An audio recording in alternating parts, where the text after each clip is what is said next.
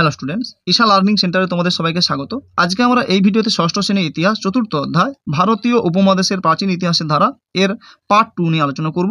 তো এর পূর্বে আমরা পার্ট 1 নিয়ে আলোচনা করে ফেলেছি, তাই সেই ভিডিওটি দেখে না থাকলে অবশ্যই প্লেলিস্ট থেকে ভিডিওটি দেখে নাও। তো আজকে আমরা পার্ট 2 এর 41 নম্বর প্রশ্ন থেকে আরম্ভ করব, কারণ আমরা এর উপরে 40টি প্রশ্ন আলোচনা করে ফেলেছি। তো দেখো কি বলেছে 41 নম্বর প্রশ্ন। ঋগ্বেদে গ্রামের থেকে বড় জনগোষ্ঠীকে বোঝাতে কি কি শব্দ ব্যবহার করা হতো? তো গ্রামের থেকে বড় জনগোষ্ঠীকে বোঝাবার জন্য জন, গণ, বীজ প্রভৃতি শব্দ ব্যবহার করা হতো। পরের প্রশ্ন, আদি বৈদিক যুগে যুদ্ধের কথা আলোচনা এবং যুদ্ধে লুট করা সম্পত্তির ভাগ বাটোয়ারা কোথায় করা হতো? তো বিদথ নামের একটি প্রতিষ্ঠানে। পরের প্রশ্ন কি বলছে দেখো, রাজা শব্দের আক্ষরিক অর্থ কি? তো রাজা শব্দের আক্ষরিক অর্থ হলো নেতা। যদিও রাজা শব্দটি সংস্কৃত রাজন শব্দ থেকে এসেছে, রাজা, রাজানো, রাজানো এরকম রয়েছে, বা নৃপ শব্দের অর্থ রাজা। তো পরে দেখো মহিপতি শব্দের অর্থ কি? তো মহিপতি শব্দের অর্থ হলো রাজা। মহি মানে পৃথিবী আর পতি মানে স্বামী, তাহলে যিনি পৃথিবীর স্বামী তাকে রাজা বলা হয়। পরে দেখো নরপতি বা নৃপতি কাদের বলা হতো? তো জনগণের প্রতিনিধি বা মানুষের রক্ষাকারী হিসেবে রাজাকে বলা হতো নৃপতি বা নরপতি। পরে কি বলেছে দেখো, যে প্রাচীনকালে রাজা হওয়ার কি কি উপায় ছিল? তো প্রাচীনকালে রাজা হওয়ার অনেক উপায় ছিল। কেউ যুদ্ধে জিতে রাজা হতেন, কেউ রাজার ছেলে হিসেবে পরবর্তী রাজা হতেন, আবার কখনো গোষ্ঠীর সবাই মিলে নিজেদের মধ্যে থেকে একজনকে রাজা হিসেবে বাছাই করত। পরের প্রশ্ন কি বলেছে দেখো, যে প্রাচীনকালে রাজারা পুরোহিতদের পরামর্শে কি প্রকার যজ্ঞ করতেন? তো সেখানে রাজস্ব যজ্ঞ, অশ্বমেধ যজ্ঞ, বাজপেয় যজ্ঞ প্রভৃতি যজ্ঞের কথা বলা হয়েছে। পরের প্রশ্ন দেখো, বলি কি? তো দেখো উত্তর, যে প্রজারা নিরাপদে থাকার জন্য রাজাকে স্বেচ্ছায় এক ধরনের কর দিত। ঋগ্বেদে এই কর বলি নামে পরিচিত। এই প্রশ্নটিও তোমাদের খুব গুরুত্বপূর্ণ প্রশ্ন। পরে কি বলেছে দেখো, রত্নীন কাদের বলা হতো? তো শাসনের কাজে রাজাকে যারা সাহায্য করতেন তাদের বলা হতো রত্নীন। পরে প্রশ্ন, আদি বৈদিক যুগে উৎপন্ন ফসলের মধ্যে প্রধান কি ছিল? তো প্রধান ছিল জব। পরে প্রশ্ন, আদি বৈদিক যুগে কাপড় বোনায় কোন দুই প্রকার সুতো ব্যবহার হতো? তা হচ্ছে টানা আর পোড়েন। তোমাদের টেক্সট বইয়ের সমস্ত প্রশ্নগুলো এখানে রয়েছে, কারণ টেক্সট বই খুঁটে খুঁটে এই প্রশ্নগুলো করা হয়েছে, তাই তোমরা এই ভিডিওটি দেখে নিলে তোমাদের টেক্সট বই নিয়ে আর কোনো চিন্তা করতে হবে না, সমস্ত প্রশ্নগুলোই তোমরা পরীক্ষাতে পেয়ে যাবে। তো তোমাদের কাছে একটাই রিকোয়েস্ট, তোমরা ভিডিওগুলো তোমার বন্ধুদের মধ্যে শেয়ারও করে দাও, যাতে তারাও ভিডিওটি দেখে উপকৃত হতে পারে। তো পরের প্রশ্ন কি বলেছে দেখো, যে পরবর্তী বৈদিক যুগে লাঙলের ফলা দিয়ে কি তৈরি করা হতো? তো কাঠ বা তামা দিয়ে লাঙলের ফলা তৈরি করা হতো।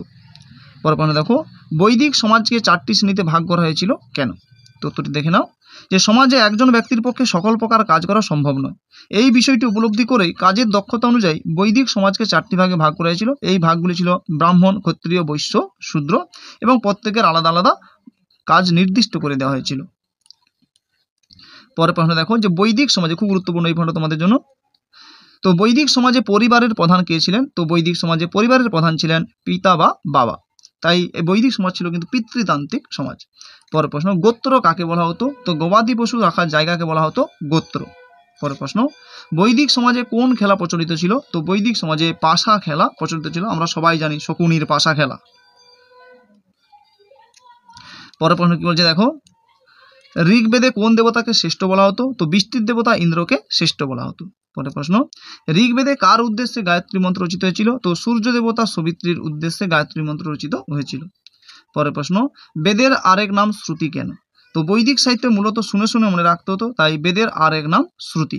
পরের প্রশ্ন দেখো, বৈদিক শিক্ষার সঙ্গে উপনয়নের সম্পর্ক কি?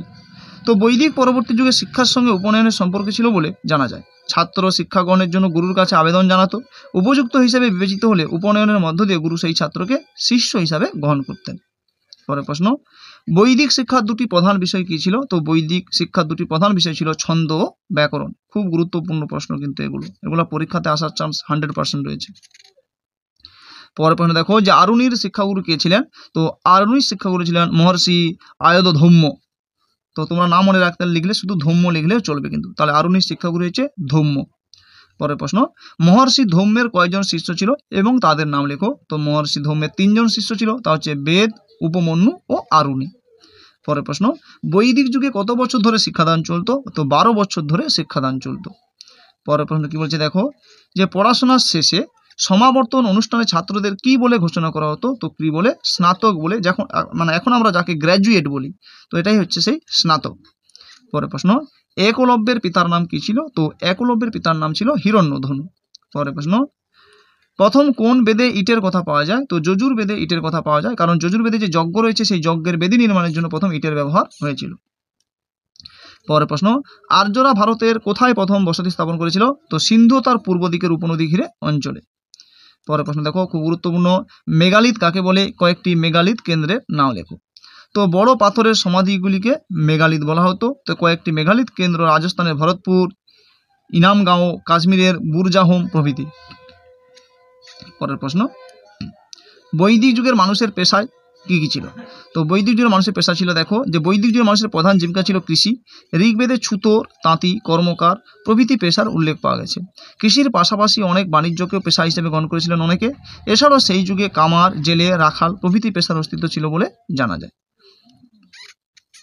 পরের প্রশ্ন দেখো কি বলেছে, আদি বৈদিক যুগের প্রধান সম্পদ কি ছিল? তো আদি বৈদিক যুগের প্রধান সম্পদ ছিল গবাদি পশু। পরের প্রশ্ন, শূদ্র মূলত কারা? তো যুদ্ধবন্দী দাসরা মূলত শূদ্র নামে পরিচিত। পরের প্রশ্ন, বেদের আর এক নাম শ্রুতি কেন? তো আগে আলোচনা করেছি যে প্রাচীনকালে মূলত বেদকে শুনে শুনে মনে রাখতে হতো, তাই বেদের আর এক নাম ছিল শ্রুতি। পরের প্রশ্ন দেখো কি বলেছে, যে বৈদিক শিক্ষার প্রধান দুটি বিষয় কি কি? তো বৈদিক শিক্ষার প্রধান দুটি বিষয় হলো ছন্দ ও ব্যাকরণ। পরের প্রশ্নটি তোমাদের 2 মার্ক 3 মার্কের জন্য খুবই গুরুত্বপূর্ণ। এই প্রশ্নটা প্রত্যেক বছরই প্রায় এসে থাকে। তো চতুরাশ্রম কি, বা চতুরাশ্রম ব্যবস্থা বলতে কি বোঝো? তো উত্তরটি দেখে নাও ভালো করে। তো পরবর্তী বৈদিক যুগে জীবনযাপনের 4টি ভাগ বা পর্যায় ছিল: ব্রহ্মচর্য, গার্হস্থ্য, বানপ্রস্থ, সন্ন্যাস। ছাত্রাবস্থায় গুরুগৃহে থেকে শিক্ষালাভ করা ছিল ব্রহ্মচর্যাশ্রম। শিক্ষালাভের পর বিয়ে করে সংসার জীবনযাপনকে বলা হতো গার্হস্থ আশ্রম। আর বানপ্রস্থ আশ্রম বলা হতো সংসার থেকে দূরে বনে কুটির বানিয়ে ধর্মচর্চা করাকে। সব কিছু ভুলে ঈশ্বর চিন্তায় শেষ জীবন কাটানোকে বলা হতো সন্ন্যাস আশ্রম। এই 4টি পর্যায়কে একসঙ্গে চতুরাশ্রম বলা হতো। শূদ্রদের এই জীবনযাপনের অধিকার ছিল না। পর প্রশ্ন দেখো বই কি বলেছে, গোত্র কি? তো গোষ্ঠীর গবাদি পশু রাখার জায়গাকে বলা হতো গোত্র। এবং শেষ প্রশ্ন, গায়ত্রী মন্ত্র কে রচনা করেছিলেন? এই প্রশ্নটা আগে আলোচনা করেছি এবং খুব গুরুত্বপূর্ণ প্রশ্ন এটা। সূর্য দেবতা সবিত্রীর উদ্দেশ্যে গায়ত্রী মন্ত্র রচনা করেছিলেন। তো এই অধ্যায় থেকে এই প্রশ্নগুলো যদি তোমরা করে নাও 100% তোমরা পরীক্ষাতে প্রশ্নগুলো পেয়ে যাবে। তো এই ভিডিওতে এই পর্যন্ত। পরবর্তী ভিডিওতে আমরা পরবর্তী একটি অধ্যায় নিয়ে আলোচনা করব। তাই চ্যানেলটিতে নতুন হলে অবশ্যই চ্যানেলটিকে সাবস্ক্রাইব করে নাও এবং ভিডিওটিকে একটি লাইক করে তোমার বন্ধুদের মধ্যে শেয়ার করে দাও। ধন্যবাদ।